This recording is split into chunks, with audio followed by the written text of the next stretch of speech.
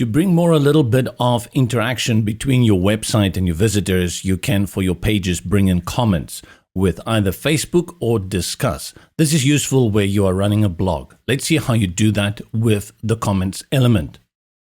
Within this block, I will click on the add elements and I'll scroll down to where we have the social elements.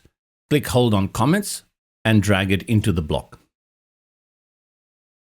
By default, it loads the Facebook comment and the user is already logged in.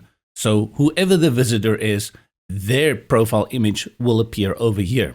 These are just examples. Let's save this page at this moment, and then we go view it on the front end so you can understand from the very beginning how it will look for a visitor that comes to your site. Select preview, and we scroll to the bottom. And there you go.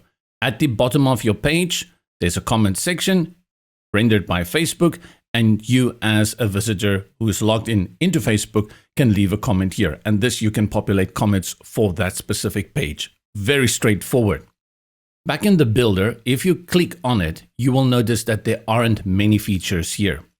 The first option that we have under comments is to put it on Facebook, or we can put it on Discuss.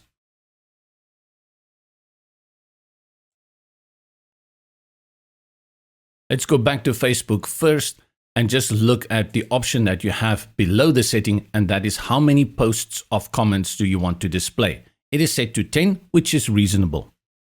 Next to that, you link it to the current page, which is this page that you are using for the comments. If you want to, you can also bring in a custom page and add the URL in this field. For Discuss, you have a few more options.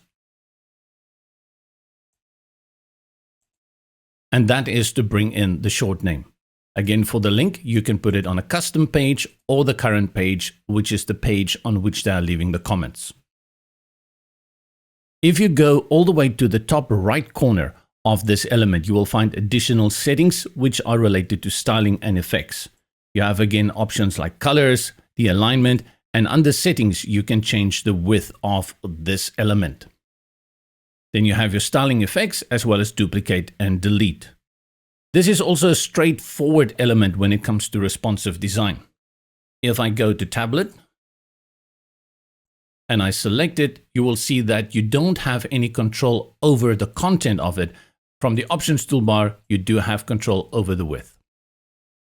That is responsive and does not affect the different designs and will respond from one design to the next.